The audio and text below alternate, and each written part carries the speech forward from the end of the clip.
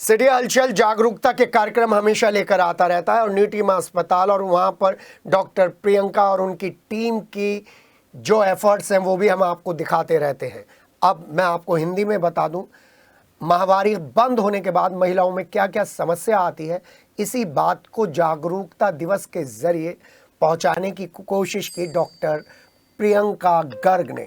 जी हाँ, डॉक्टर प्रियंका गर्ग मशहूर गायनिक हैं और उनकी कोशिश है कि इस तरीके की समस्याओं से दो चार हो रही महिलाओं को ज़रूर सही गाइडलाइंस मिलनी चाहिए। उनके साथ डॉक्टर अंजू सोनी ने, डॉक्टर बिपाशा जैन ने हाथ मिलाया और इस कार्यक्रम की कड़ी में सिटी हलचल ने न्यूटिमा अस्पताल में पहुंचकर इस कार्यक्रम को कवर किया। मेरठ सोसाइटी की पैट्रन पद्मश्री डॉक्टर उषा शर्मा ने न्यूटिमा अस्पताल के स्टाफ, मरीज और मरीज के तीमारदारों को मेनोपॉज से होने वाली समस्याओं, समय पर उनकी स्क्रीनिंग, रोकथाम और उपचार के संबंध में जानकारी देते हुए महत्वपूर्ण टिप्स साझा किए।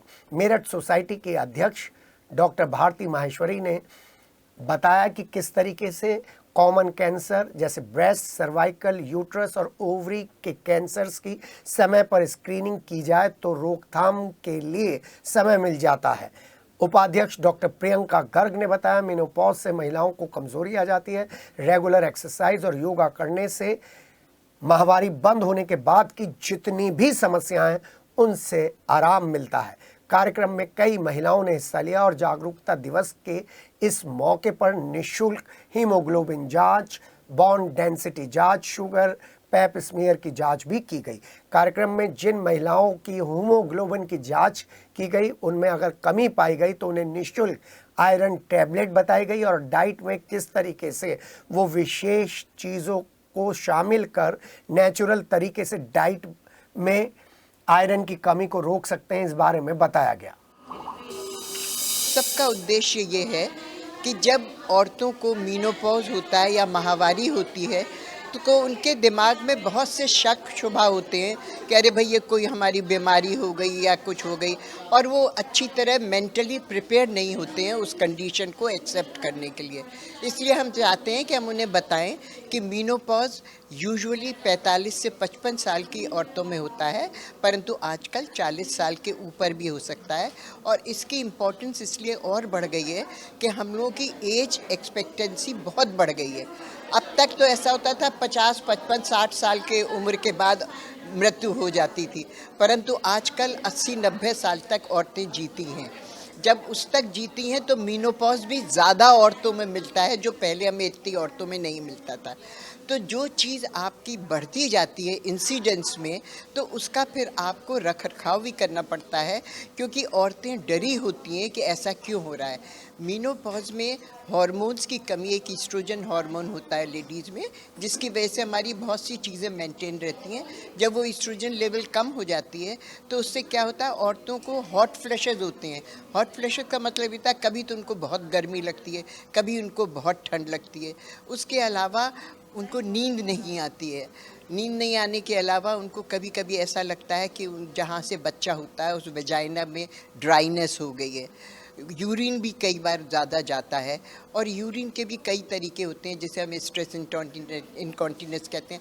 एक्चुअली जो सब मांसपेशियां होती हैं यूरेथ्रा के और यूरिनरी ट्रैक्ट के अराउंड, वो सब कमज़ोर हो जाती हैं, तो उसकी वजह से होता है। तो हम लोगों को मुझे सबसे ज़्यादा ये दिखाना है कि एक आपकी बोन्स बहुत वीक हो जाती हैं, तो इस अवस्था में आपको कैल्शियम की बहुत ज़रूरत है। खूब दूध पीजिए, और अगर कोई भी परेशानी है तो तुरंत डॉक्टर के पास संपर्क करें, क्योंकि इसमें कोई ऐसी परेशानी नहीं है जो जानलेवा है।